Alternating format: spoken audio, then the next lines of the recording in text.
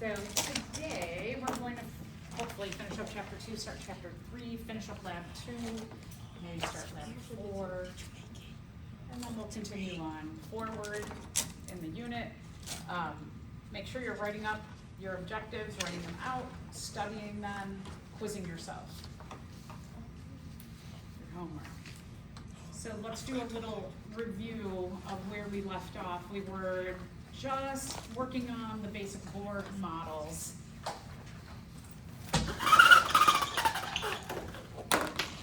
So carbon, we left off on carbon.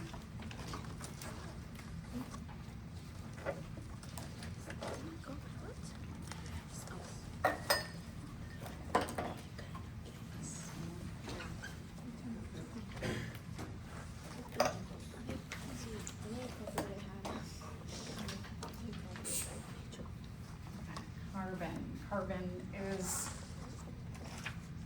atomic symbol of C, has an atomic number of 6 and an atomic mass or weight of 12 based on this information.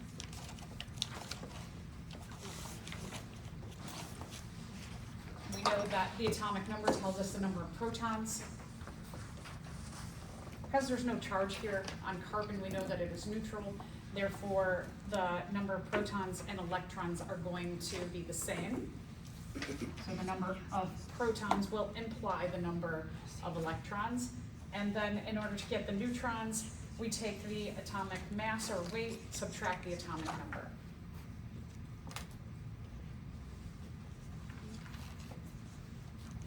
So when we take a look at the Bohr model, one of the things I don't like about this illustration in particular is that they do this kind of three-dimensional drawing of the nucleus. So it looks to me like there's 1, 2, 3 of the purple and 1, 2, 3, but anyway, I do like that they did label this. So there's 6 protons and 6 neutrons in the nucleus. There's 6 electrons to place, so 2 electrons go on that one N or K shell, first energy shell, and then 4 electrons go on that second shell. What I want to focus on when we're looking at these Bohr models is the number of electrons. So if you have 4 in the outermost shell, I want to focus on you have 4, how many do you need?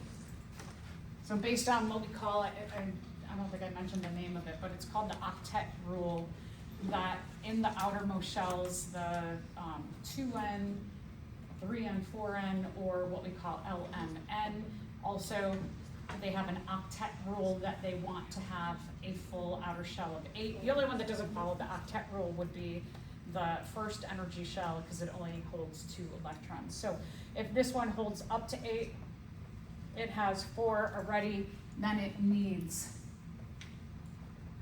4 electrons to be full. Oxygen has an atomic number of 8 and an atomic weight of 16.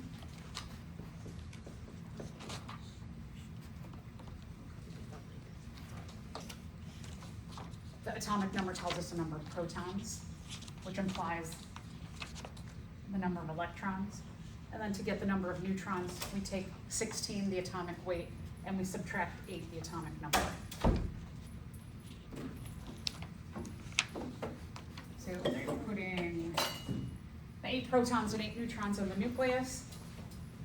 There are 8 electrons, 2 go in the first shell, and then 6 go in the outermost shell. How many does oxygen need to have a full octet or a full outer shell? Good. Okay, thanks. 2. Okay, so it needs 2. And then phosphorus is 15 and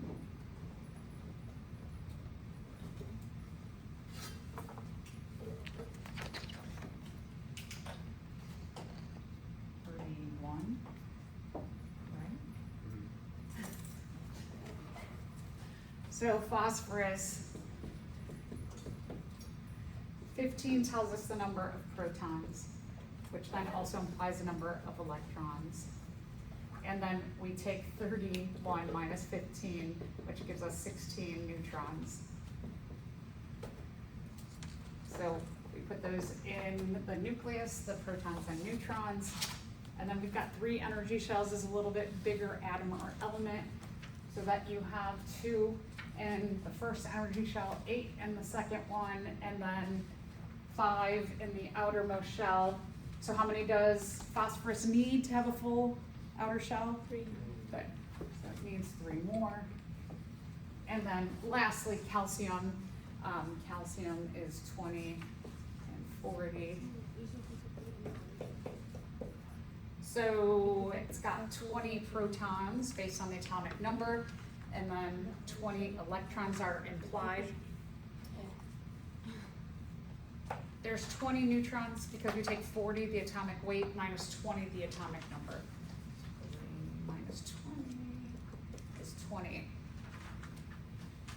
Protons and neutrons go in the nucleus. And then we've got 20 electrons to place, so we've put 2 in the first energy shell, 8 in the next energy shell. We fill the next energy shell, which gives us 18 total. And then there's still, for 20 to make up that 20, there's 2 in the outermost shell. So how many does calcium need in its outermost shell? 6. Good. Okay, so it needs 1, 2, 3, 4, 5, 6. 6 more.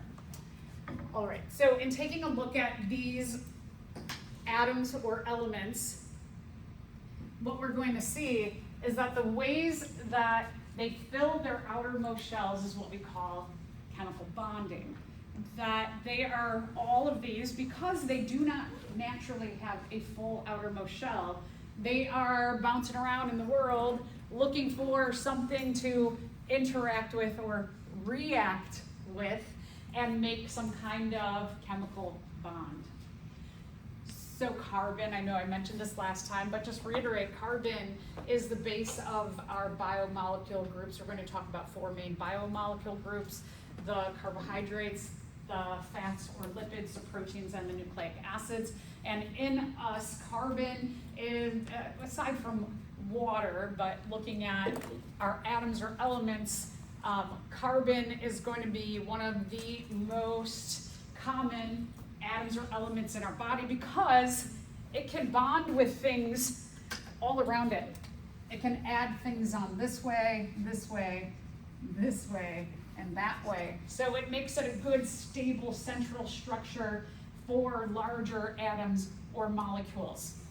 And it's all of that is determined based on its natural Bohr model or atomic structure, that it can surround itself with lots and lots of other groups, molecules, compounds. For oxygen, oxygen has the ability to bond with 2 other atoms or elements, and then phosphorus with 3.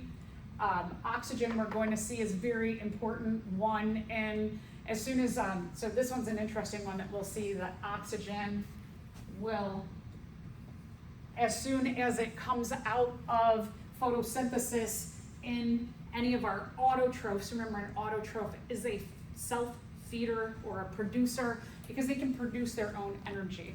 So one of the main, simplest things of energy that's produced is glucose from our autotrophs, and then glucose goes off into many other metabolic pathways to become all of the things that we eat.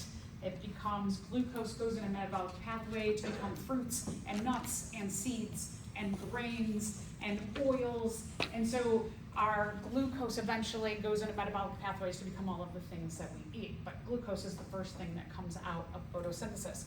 The other thing that comes out of photosynthesis is oxygen. Now, oxygen, in wanting to fill its outermost shell, it needs 2, and then another oxygen needs 2. So naturally, as soon as photosynthesis happens and pumps out oxygen, and then the next oxygen is pumped out, they bond together almost immediately. So oftentimes when we're talking about oxygen, we call it O2, and we'll get into the nitty-gritty of making this what we call a double covalent bond with oxygen to oxygen.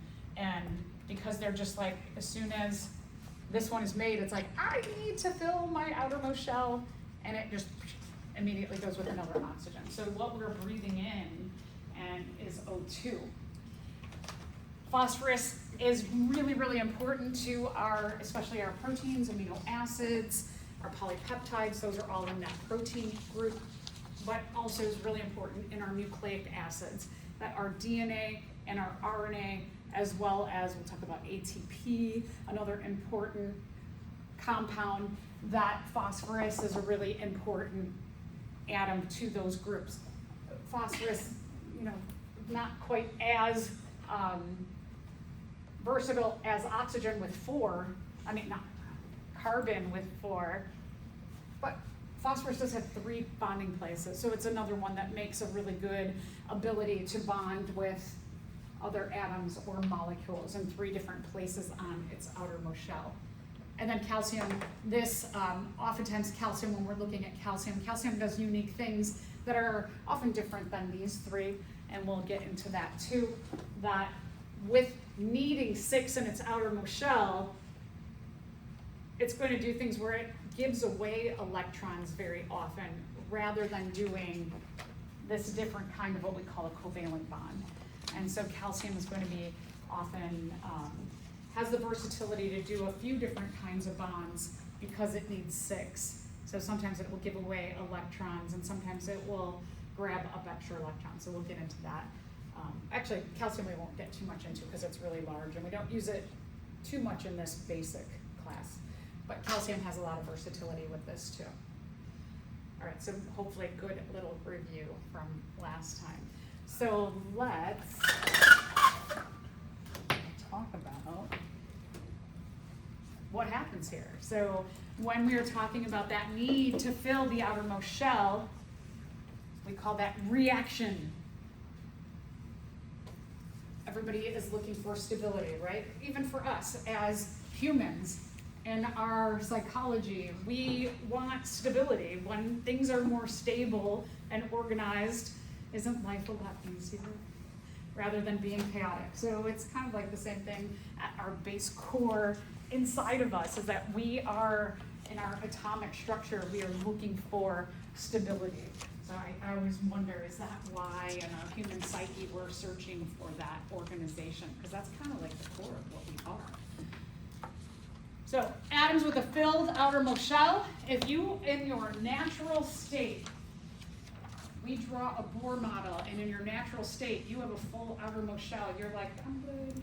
I don't have to look for anybody else. I can just float around in the universe and not look to react or bond with something else because my outermost shell is full. I have stability naturally. Wouldn't that be nice, right? When we're talking about these atoms or elements that have that naturally full outermost shell, call that a maximum stability.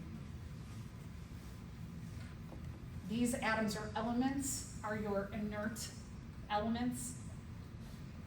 They're all the way on the right-hand side of the periodic table, that last column to the right, and those are called your inert elements or your noble gases.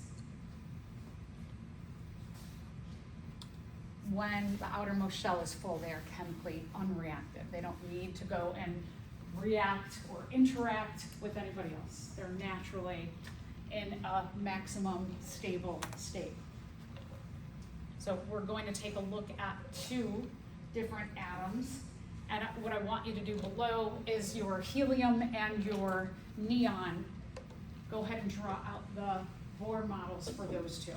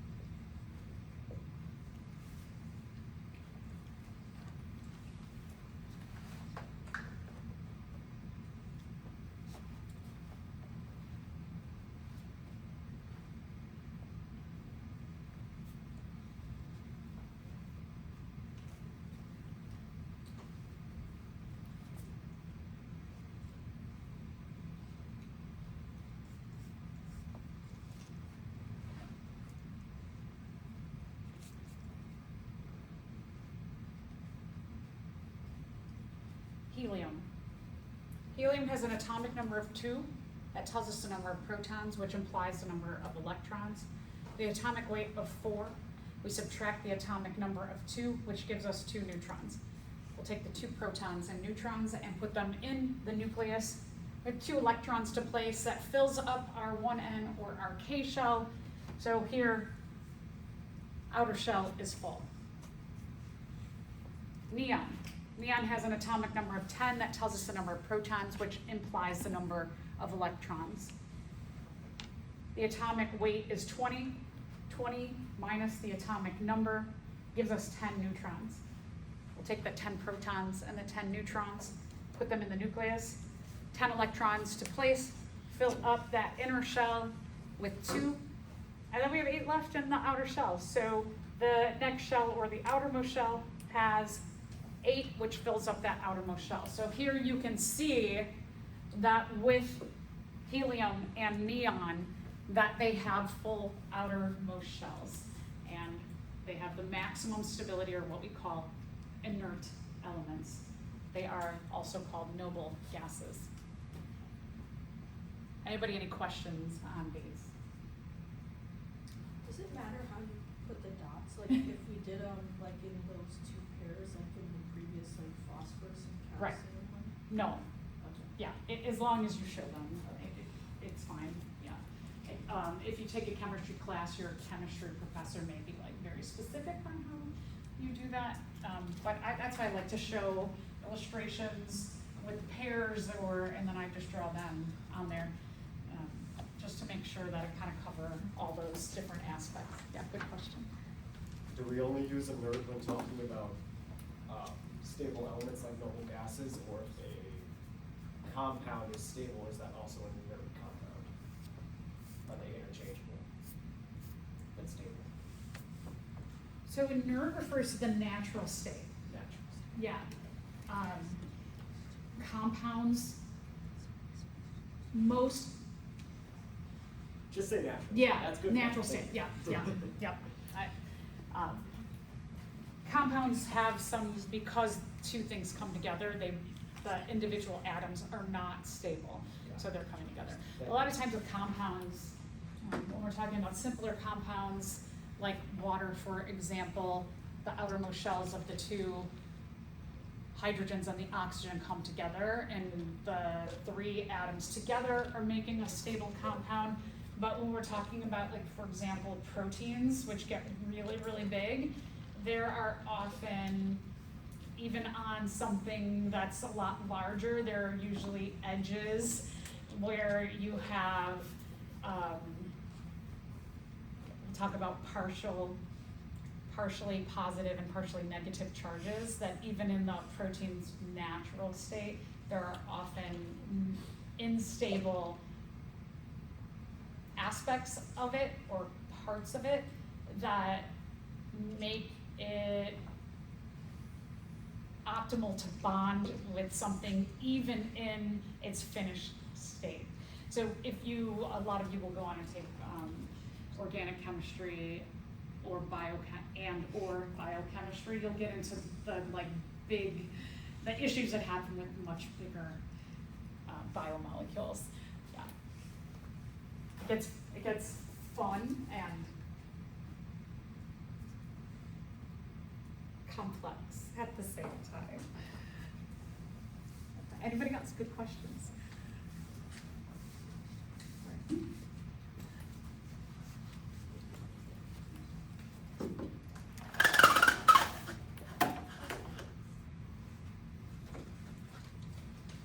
So atoms with unfilled outermost shells interact. That's why we call it a reaction, because they're seeking out stability.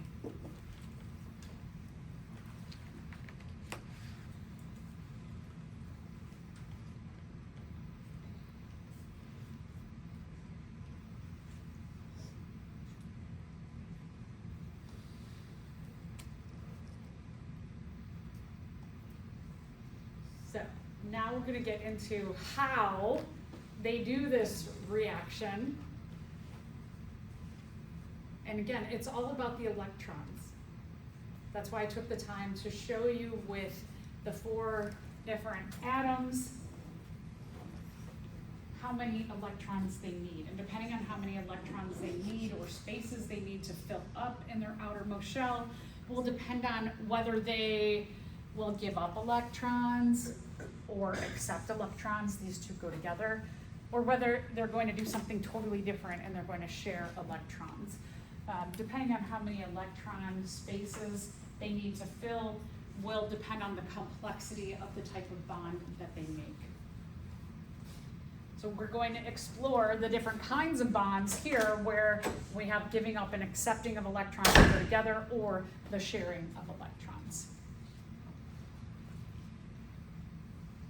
When you give up or accept or work with something where you're giving up and they're accepting, or you are sharing electrons on your outermost shells, we call that a chemical bond.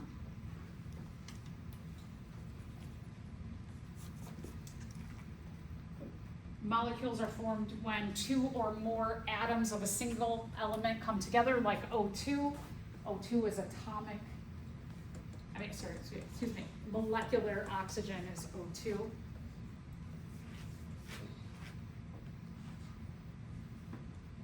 So that's its molecular state. And then when you have 2 or more different atoms or elements, it's technically called a compound.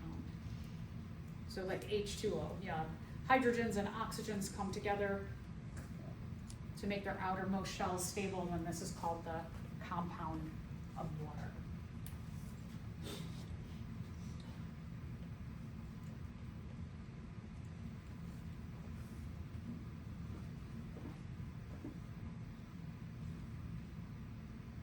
So again, when an atom or an element seeks to fill its outermost shell, it's going to make a chemical bond. And we're going to take a look at these 3 types of basic chemical bonds. So we'll start with ionic bonds.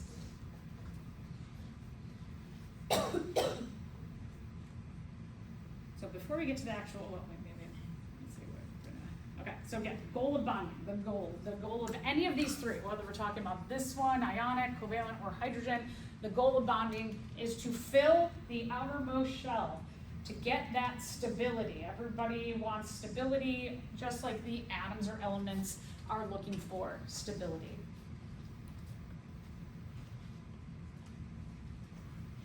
Whatever's happening in your outermost electron shell, how many electrons you need, will determine what kind of chemical bond you do. And we'll see that some atoms can do more than one kind of chemical bond, depending on how many depending on how many electrons are needed in the outermost shell, can determine your flexibility in doing different kind of bonds. Let's take a look at this question. Why is helium, we just saw the illustration if you want to look back at that, helium had an atomic number of 2. Why is that more stable? And maybe you want to look back at hydrogen, who had an atomic number of 1.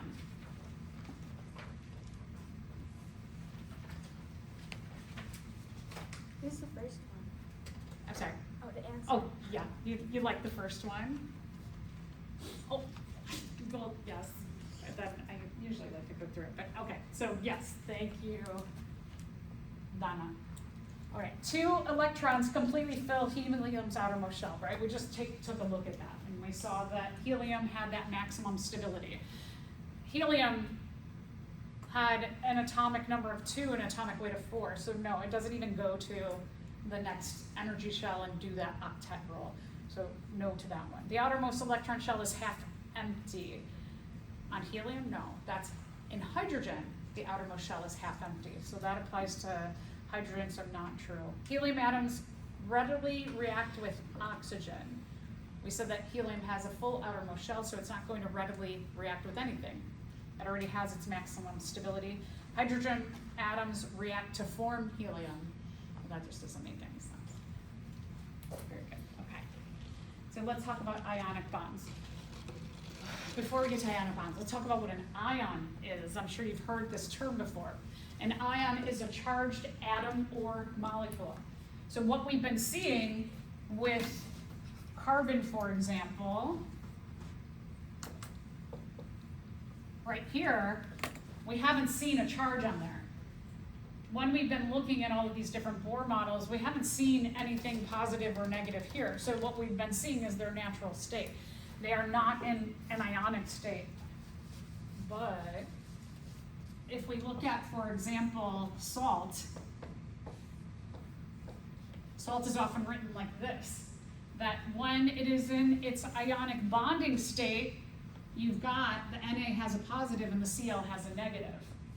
So here's what we're talking about, that here's an ion and here's an ion, and they're coming together. So this means that these two have bonded into forming an ionic bond, that we have two ions.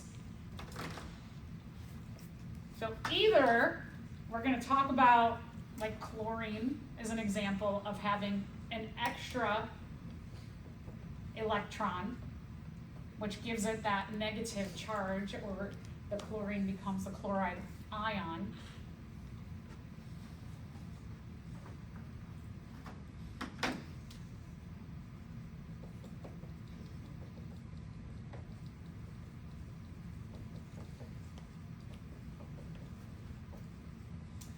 And having that negative charge indicates that it has accepted one extra electron. So this is what we would call a negative ion.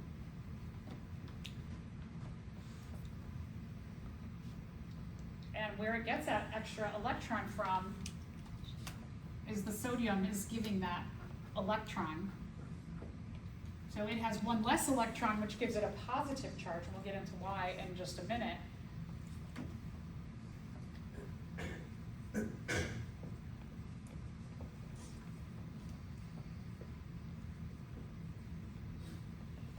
And by giving away an electron gives it a positive charge and makes it a positive ion.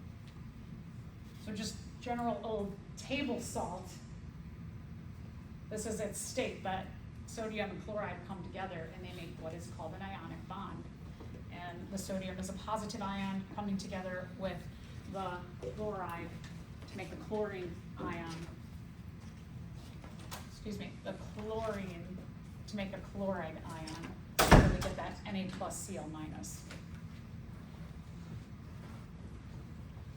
When we make an ionic bond, it is formed through the gaining of electrons and the losing of electrons.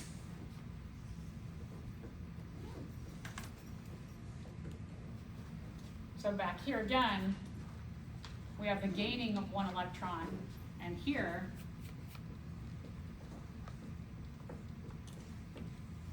we have the losing of one electron.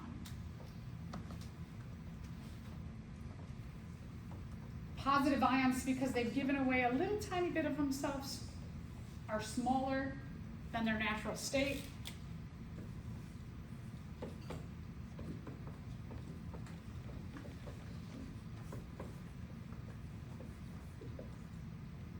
So when we're taking a look at the sodium positive ion form,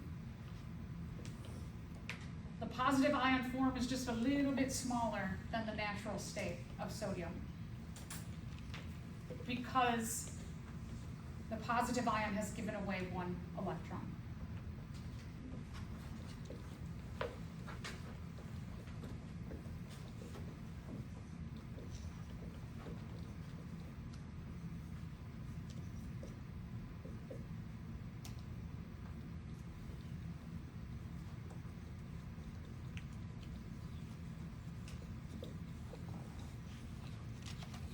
The Na plus, the positive ion form of sodium, is smaller than just Na in its natural atomic state, because the positive sodium ion has given away one little electron, and it's become a little bit smaller than its natural state.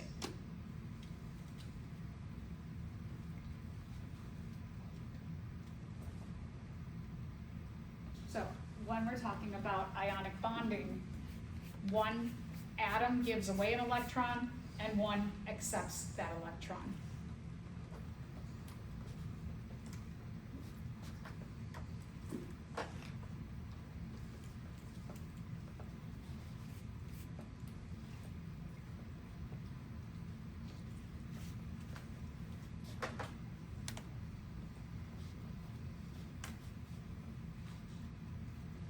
This is not a very strong bond. This is a rather weak bond.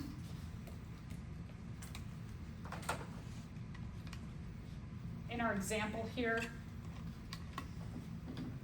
what can happen is that when sodium donates an electron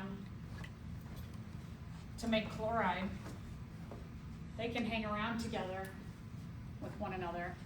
And then something like, let's say water comes along, and sodium can be like, give me my electron back. I want to go bond with something else. So they are attracted to one another. The positive and negative charges are attracted to one another and keep sodium and chloride together. But it's kind of like magnets.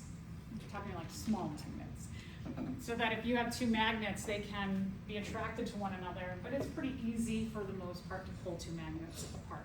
When we're talking about like small magnets or small just our atoms here, is that when they form that ionic bond, they're attracted to one another. The positive magnet side for the negative magnet side are attracted to one another, but you can pull them apart also. So that's what we would call a weak bond here. So that the bond itself is the attraction of the positive ionic charge for the negative ionic charge.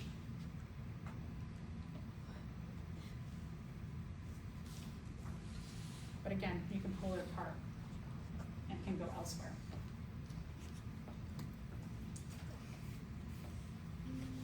Let's take a look at some very versatile. Oh, so we're going to draw this. So now, sorry, before we get there, we're going to draw this out. We're going to draw out our sodium and chloride showing their ionic bond state.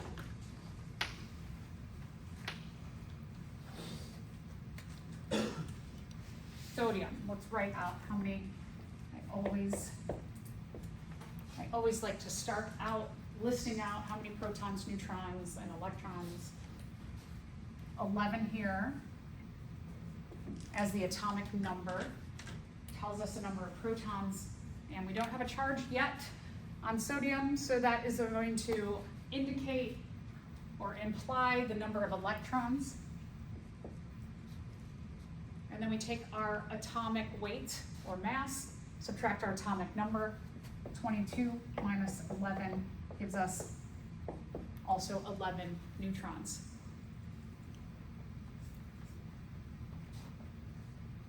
We'll place our 11 protons and our 11 neutrons in the nucleus.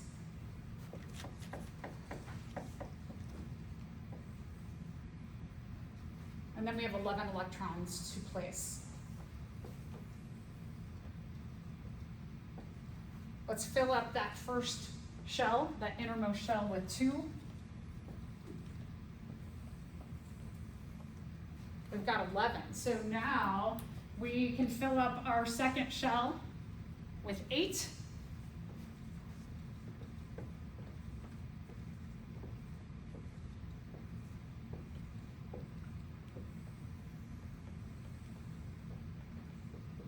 We still have 1 electron left. So let's take that last 1 electron, let's put it on the outermost shell over here though.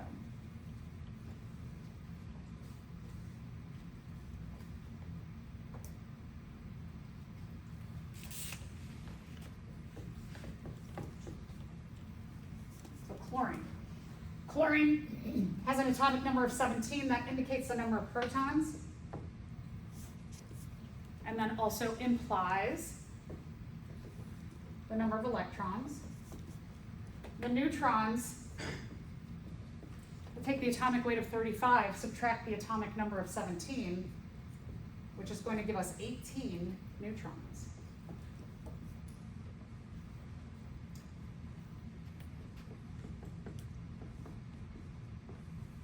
Let's take those 17 protons and the 18 neutrons and put them in the nucleus. Ooh, we've got 17 electrons to place. So let's start with our, I'm going to make this kind of small to fit together so that these two fit together. Let's put our 2 electrons in our innermost shell. Let's put 8 electrons, fill that up. Our second shell.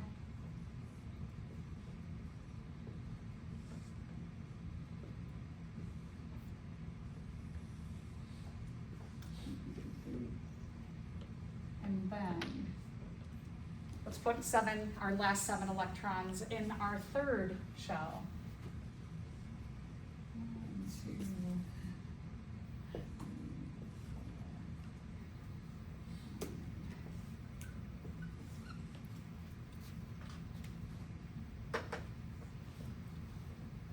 All right, squish that one a bit.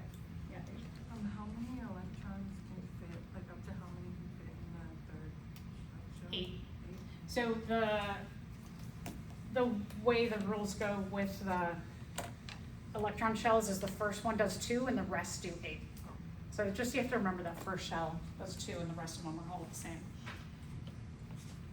Okay, so let's talk about what each of these needs to have a full outermost shell. Let's first look at our chlorine. The outermost shell has 7. How many does it need to have a full outermost shell? Just one. Good. Okay, so it needs 1 more. Sodium. How many does it need to have a full outermost shell? 6. Yeah, it needs 7. So it has 1, needs 7. Do you think it would be a lot easier, instead of going all over and finding all kinds of other atoms to get a full outermost shell and collecting 7 more electrons, do you think it'd be easier for it to just give away 1? Yeah, it would be a lot easier for it to give away 1. So here we go.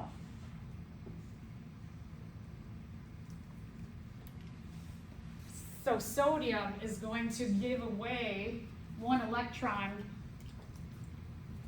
to chlorine to make a chloride ion. And what's going to happen is when it gives it away, so 1, it gives it away, and 2, the outermost shell goes away. So then what we have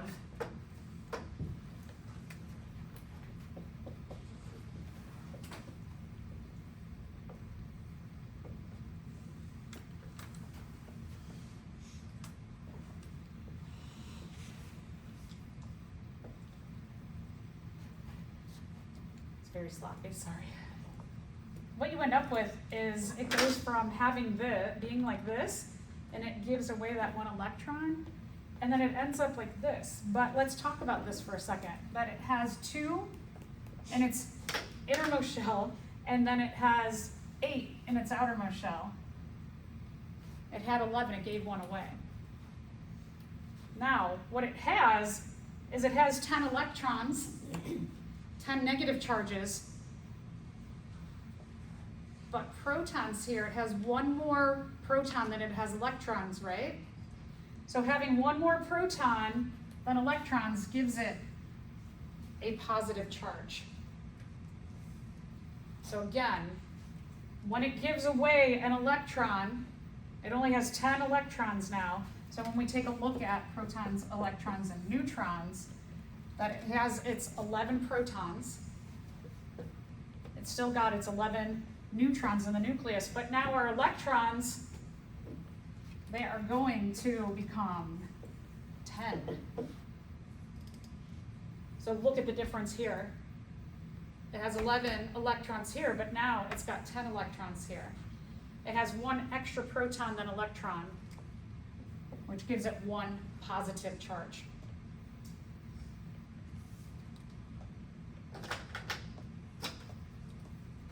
Our chlorine becomes a chloride ion with 1 extra electron, so 17 protons, 18 neutrons in the nucleus. And got 2 electrons in the first shell, and we're going to fill up 8 electrons in our second shell.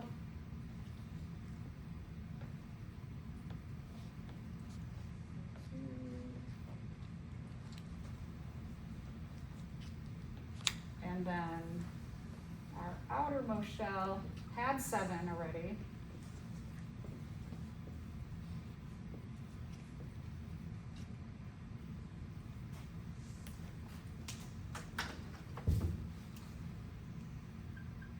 Accepted that electron from sodium.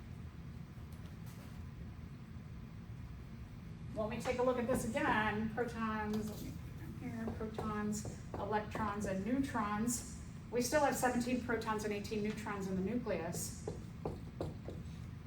But our electrons, we had 17, but now we're going to have 18 electrons because now we have 8 electrons in our outermost shell. So we've got 10 plus 8 is 18. So this becomes 18. It added 1 electron here, and it gives this now, having that extra electron, it gives that a negative charge. Our ionic bond is right here. The attraction of the positive ion for the negative ion.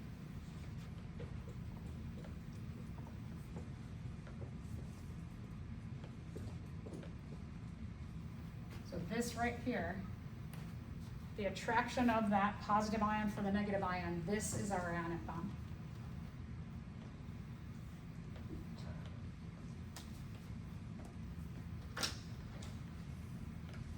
And remember that sodium can just say like, hey, give me you chloride ion that I made, give me back my electron, can take it back, and then it can go on its way and do something else with something else. Do something else with something else. Anybody, any questions on that?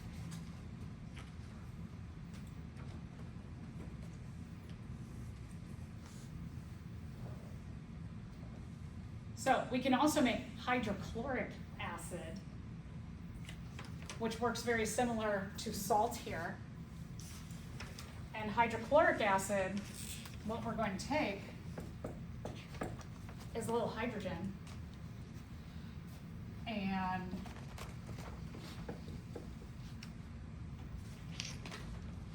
hydrogen has 1 proton in its outermost shell.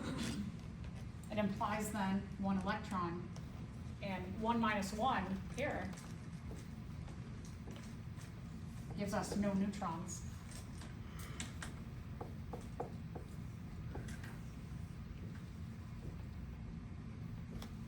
When we draw hydrogen, it's got 1 proton, its nucleus, and 1 electron. And so what can happen is hydrogen can take this 1 electron and donate to chlorine to make the chloride ion. And then what you have, I should actually put it like this, right? Is we can make hydrochloric acid, HCl.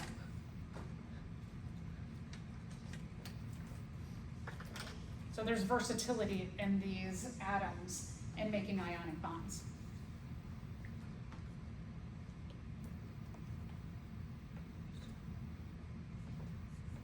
I think it's cool, just this like basic stuff. All right, any questions? So those are our ionic bonds. And then we get into salt here, what we just made.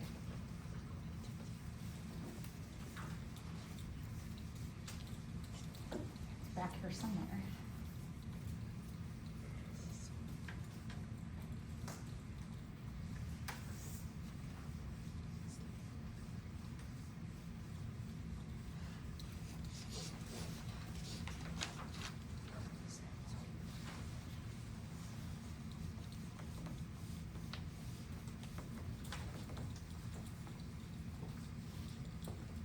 So when you see this, what this is indicating here is this like wow, wow, wow, wow, wow thing is indicating that this electron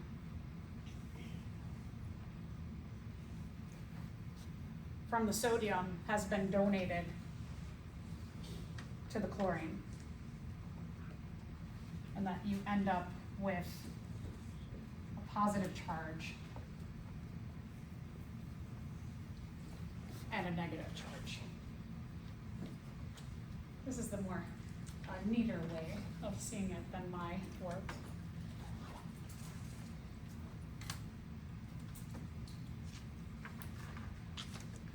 So that's kind of basics of ionic bonds. Let's talk about the next kind of bond. It gets a little bit more complicated, and quite a bit more stability, which are the covalent bonds. So covalent bonds.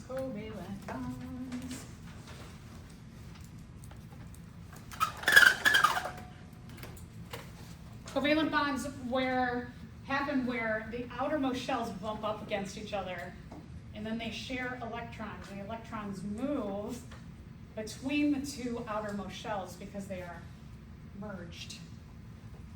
This is a bigger commitment for an atom, which also gives more stability. Kind of like in life, right? Bigger commitments give us often more stability.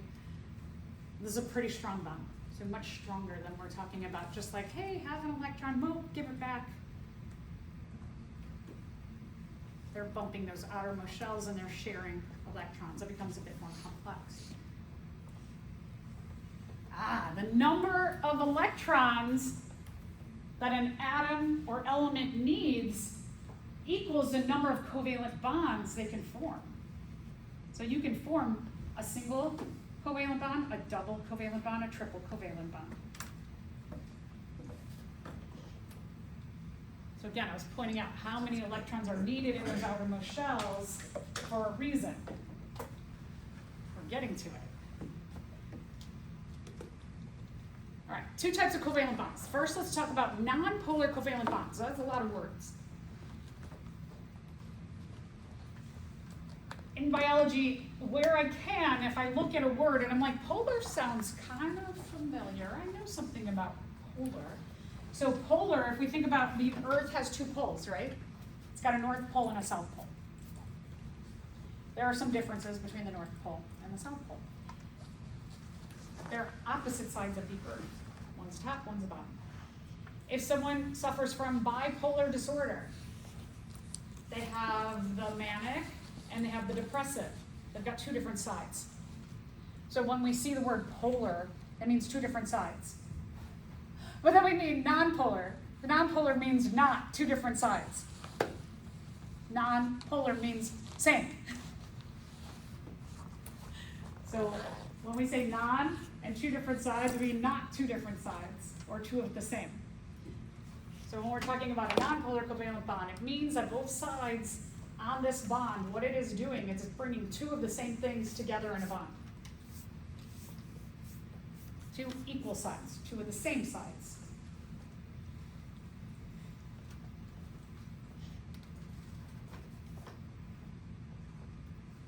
So we will take a look at, it looks like H dash H or O equals O, but actually those lines,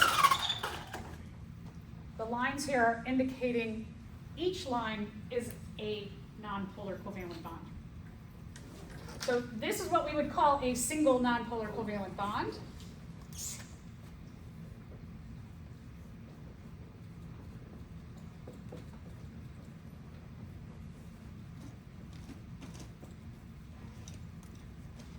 This we would call a double nonpolar covalent bond, the oxygen to the oxygen.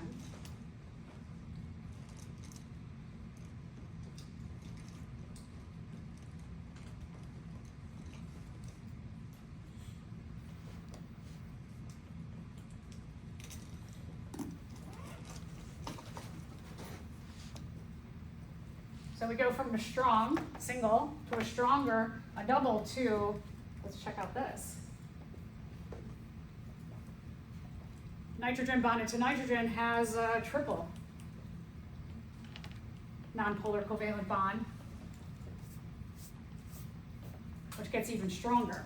So as you add more ability of more covalent bonds, those become stronger in their bonding to one another. Also, when you see these dashes,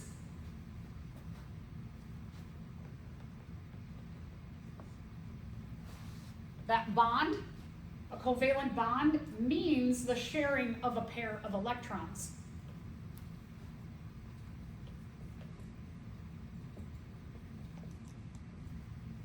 So this here, this covalent bond, it's indicating the sharing of a pair of electrons.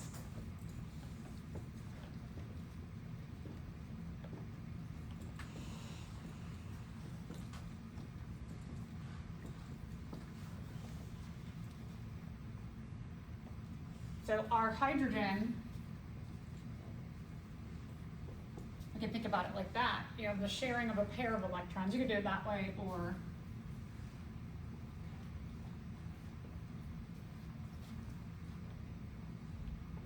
they have a pair of electrons that are shared between them. Oxygen would be the sharing of 2 pair or 4 electrons. And then when we go over here to nitrogen, we have the sharing of 6 electrons or 3 pair. So just to give you an idea what these, again, these lines mean, a covalent bond, and a covalent bond is the sharing of a pair of electrons. So let's take a look. Let's build hydrogen and oxygen.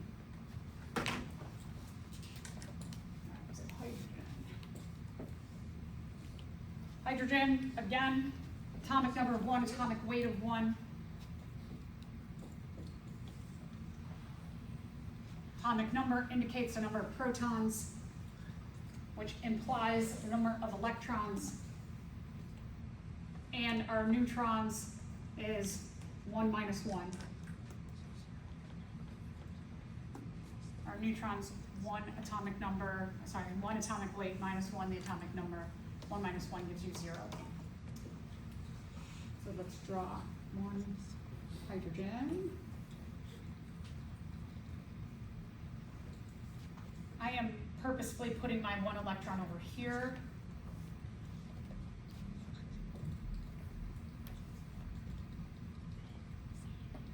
And for my other hydrogen, I'm purposefully putting my 1 electron there. So these two are like, hey,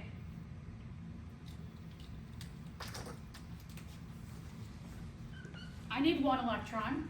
I have 1, I need 1 to fill my first electron shell, and you have 1 and you need 1. So how about this?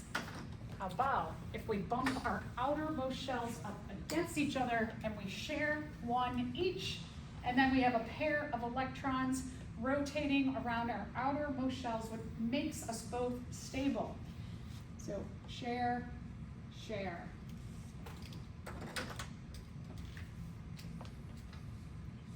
Share, share, bump shells, share a pair.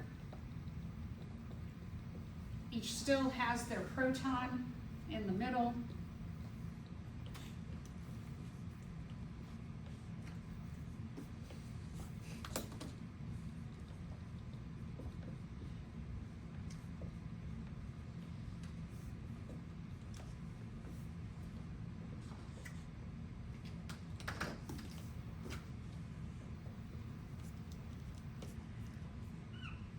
And now what they've done, by sharing that pair of electrons on the outermost shells, they have formed a single nonpolar covalent bond.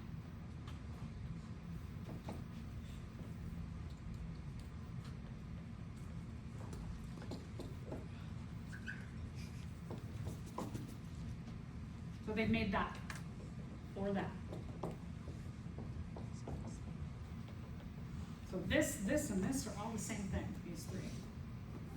So here's our single. Anybody question? So now let's see what oxygen does. Oxygen.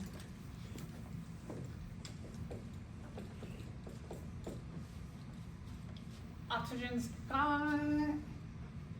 Oxygen has an atomic number of 8, so 8 is the number of protons. Number of protons implies the number of electrons as 8. And then to figure out the neutrons, we take 16, the atomic number, minus 8, the atomic, 16, the atomic weight, 16, the atomic weight, subtract 8, the atomic number, gives you 8 neutrons. So let's make an oxygen.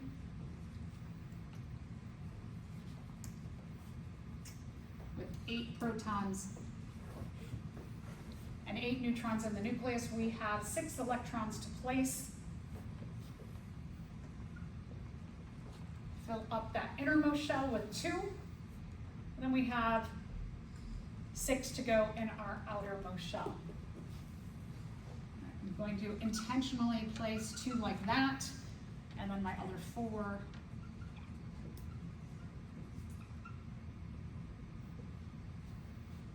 And then I'm going to make another oxygen.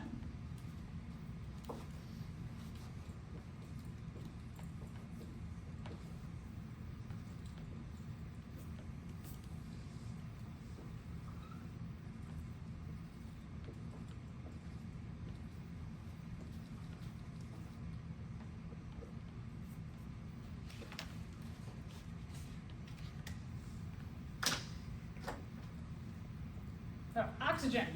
Photosynthesis is happening in an autotroph and it pumps out an oxygen and it pumps out the next oxygen. It's like, oxygens are like, hey, you need 2 and I need 2.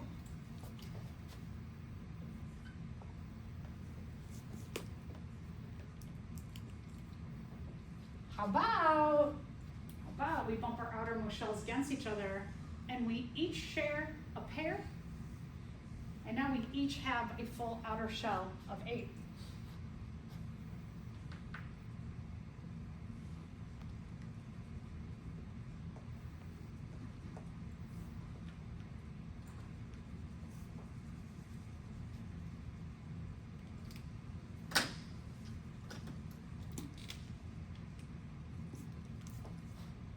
So I like to do this 1, 2, 3, 4.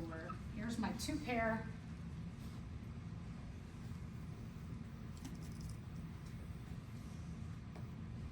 Bump those outermost shells against each other, and then I like to draw inward.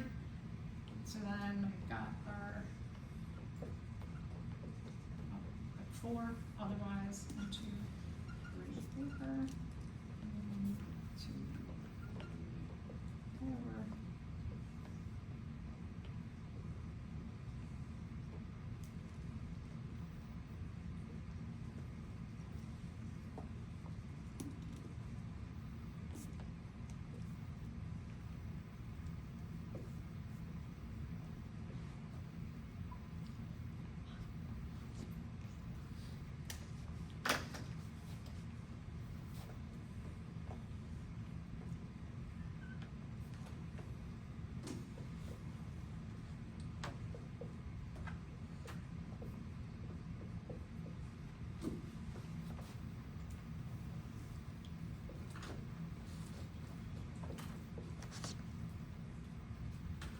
And we make our double nonpolar covalent bond.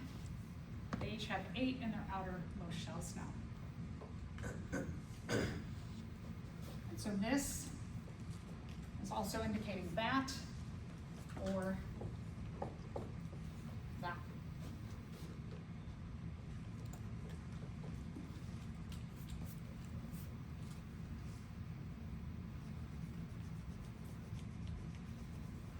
And then you could do nitrogens. Nitrogen is 7 and 14.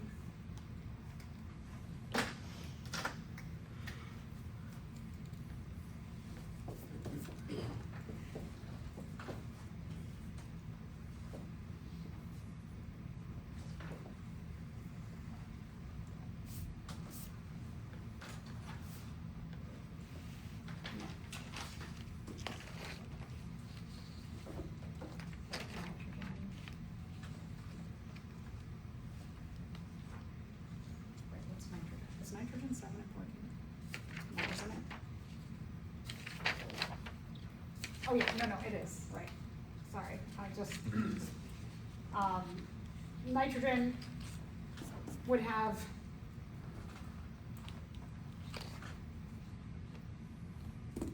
two electrons in the K shell, or the first, the 1N, and then 5. So nitrogen would need 3.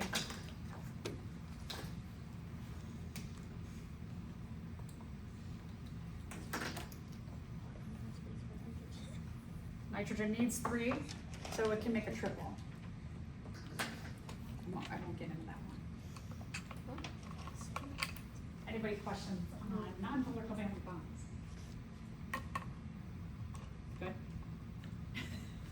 All All right, that's non-polar covalent bonds, not having different sides or having the same sides. So let's take a look at a polar covalent bond.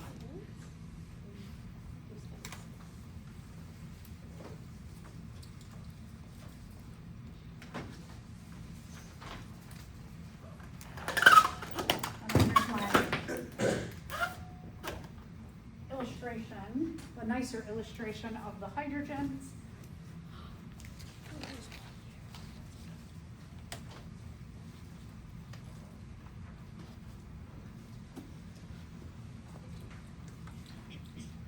And oxygen.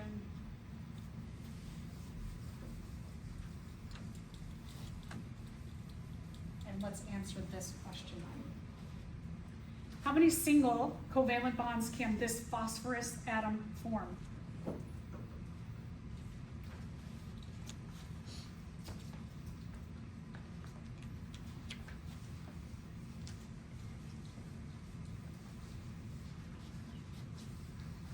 What's the answer? 3. Good, 3, excellent. We want to look at the outermost shell, has 5. If it has 5, it needs 3, so it can form 3 covalent bonds. All right, polar covalent bonds. Remember, polar means 2 opposite sides. So here we have something that has 2 distinctly different sides. Here's where we get the difference. Let's take a look at water.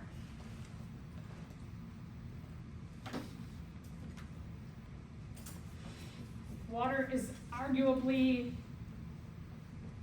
one of the most important compounds on the earth, not only to the earth and regulating how and why living things can exist on the earth, but also to us as multicellular organisms and to individuate all of our cells.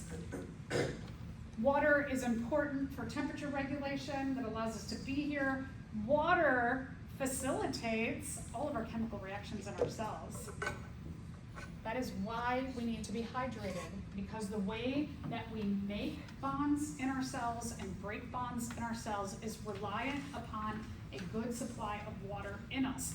When you are dehydrated, it means that you don't have enough water and you fall apart, right? So a lot of times if you're super dehydrated, everything starts to go awry in your body because you can't make or break bonds anymore. Water helps or facilitates all of that.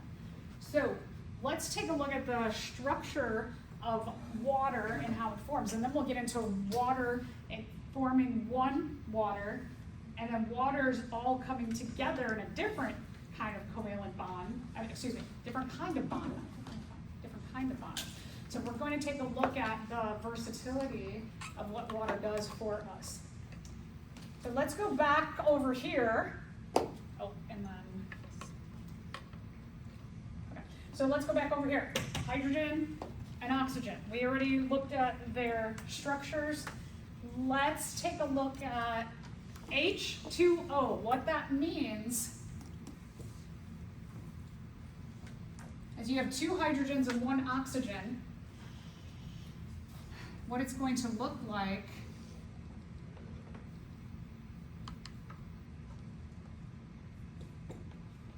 looks like oxygen has 2 hydrogen ears to it. So all of these mean the same thing. Let's draw it out. I shouldn't make it connected.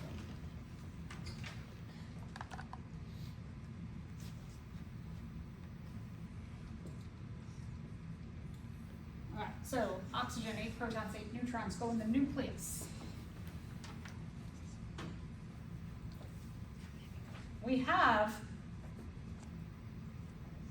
I'm going to move this down just a little bit. Nothing will change.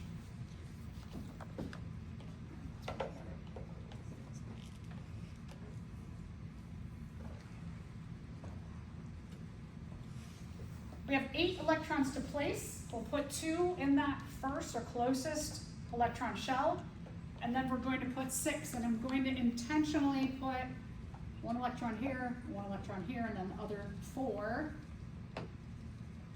around to give us 6 electrons.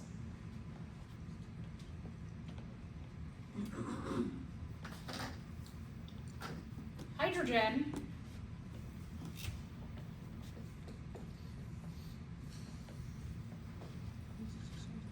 just made up of a measly little 1 proton and 1 electron.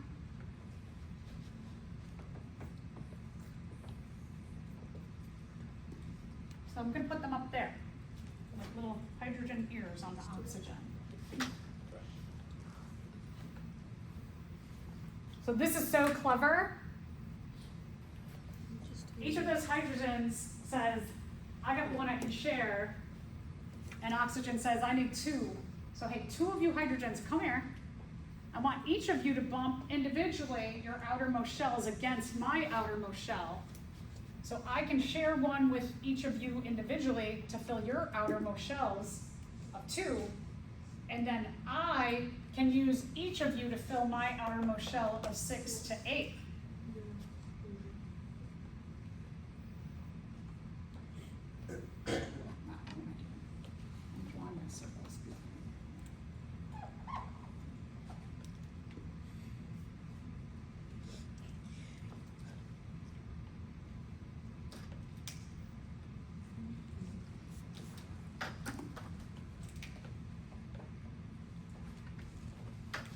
Hydrogen needs 1, oxygen needs 1. Oxygen can share, hydrogen can share.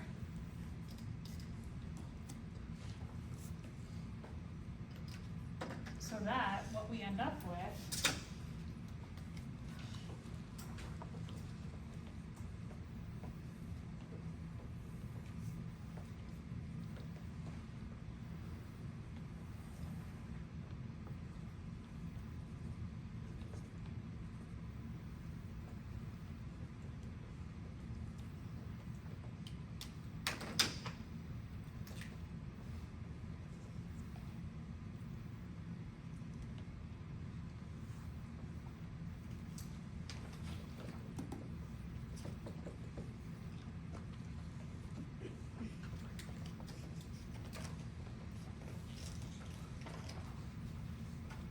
that. So now, our hydrogens each have 2 electrons in their outer shell, and oxygen went from 6 to 8 by sharing individually with 2 hydrogens.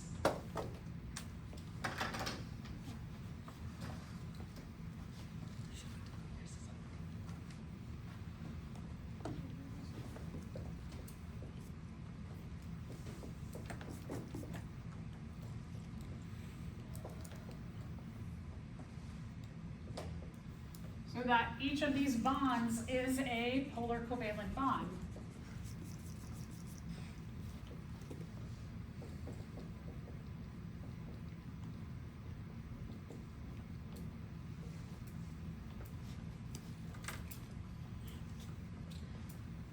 Okay, let's talk more about structurally what happens here to enhance this idea of 2 different sides. So on our water that we just made here, there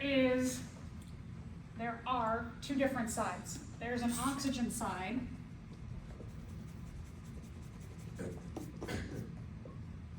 and there's a hydrogen side.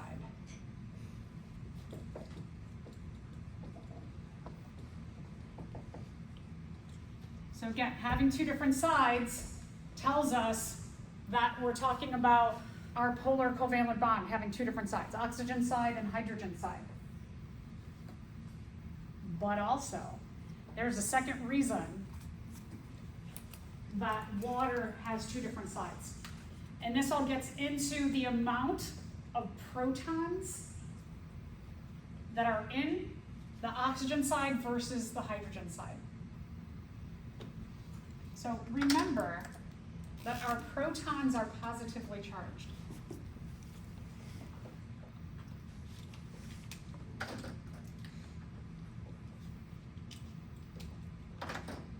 Now, let's take a look at this. We've got our oxygen nucleus here. Our oxygen nucleus has 8 protons, so that's 8 positive charges. So this side, the oxygen side, is more positive because it has more protons.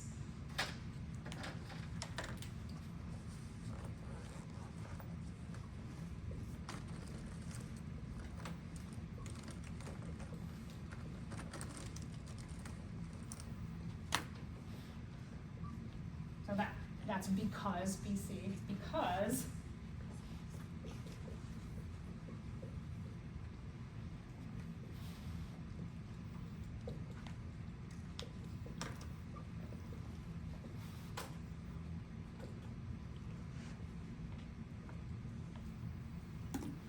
so the oxygen side also is different than the hydrogen side. Sorry, I'll read this.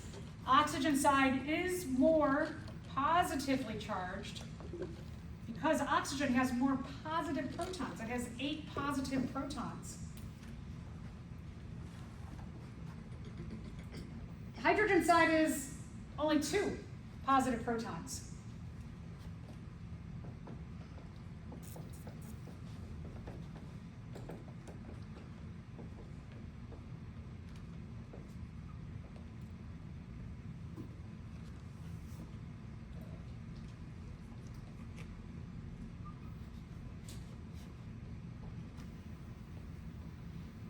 So again, 8 positive protons, more of a positive side to this oxygen side than this.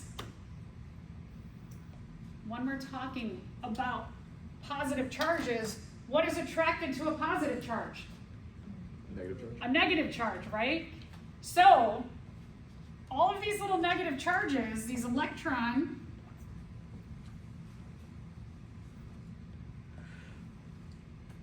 negative charges, including the hydrogen negative charge electrons, all of these, let's look at a marker that works.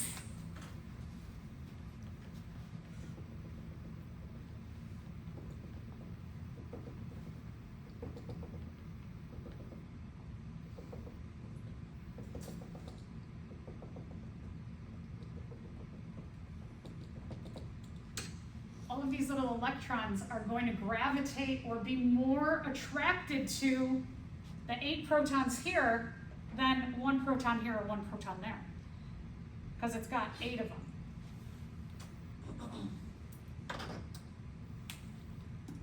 Just like you, let's say that I put, I don't know, whatever your favorite food is, okay? Imagine your favorite food, and over in the corner I put 8 pieces of your favorite food, and over there I put 1, and over there I put 1. When you walk in, where do you think you're more inclined to go to? The individual ones or the pile of 8? Right? You're going to be more attracted to the bigger amount. So all of these little electrons individually are going to be more attracted to the bigger positive charge of 8 here. So what that does is on the oxygen side, it gives the oxygen side a slightly positive charge.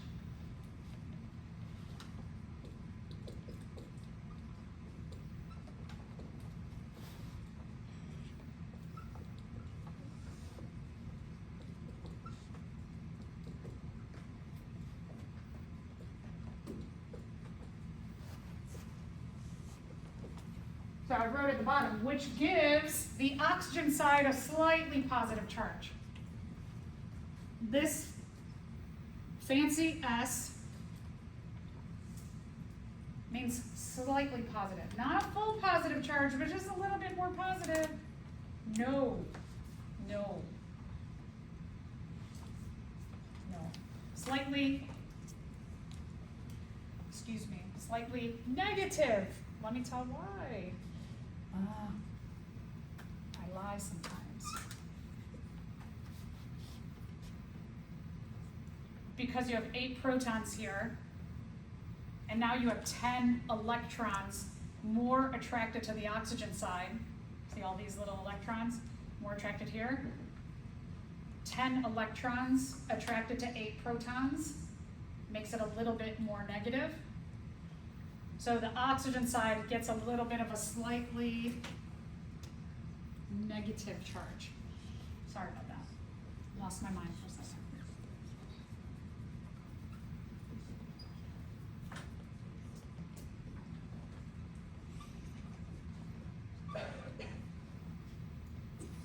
So the oxygen side gets a slightly negative charge. These two positive protons, because the hydrogens, their electrons are more attracted to the 8 positive protons here, leaves these 2 positive protons up top, with the electrons more attracted to the oxygen side, which gives the hydrogen side a slightly positive charge, and it could be on each of those hydrogens gets a slightly positive charge.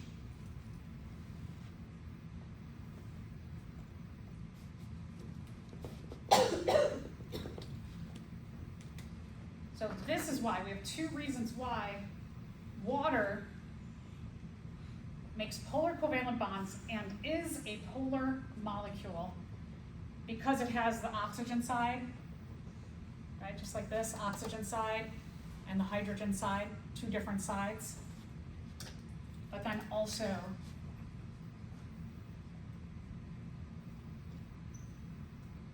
has those slightly negative side of the oxygen and the slightly positive hydrogens up top.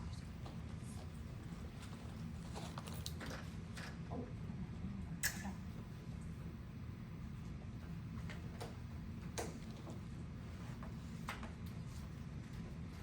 So I think we're gonna do in lab, sorry I went long. In lab today, let's do a number of little things. We're going to, so for lab,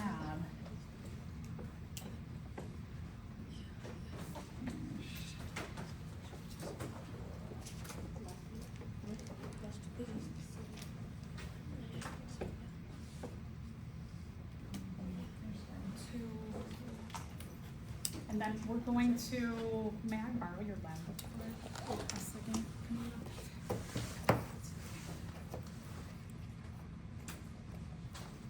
I don't want to get too far into lab 4, but we can do a little bit of it.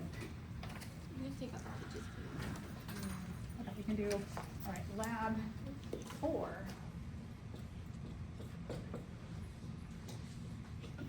Pages 29 and 30. Thank you.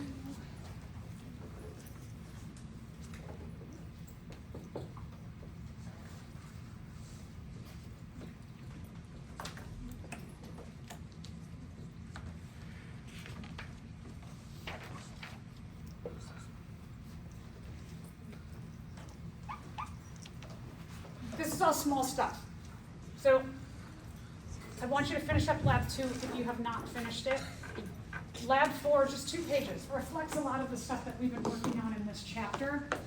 I do want to, I'll be walking around with my little purple or colored pen so that as you are working on lab 4, pages 29 and 30, I'll put like a check mark in there to just make sure you're on track. And then when we get into lab, how about we'll take 15 minutes now, so at 20 till, I will do a little overview of lab 3, which is just like an introduction to the microphone.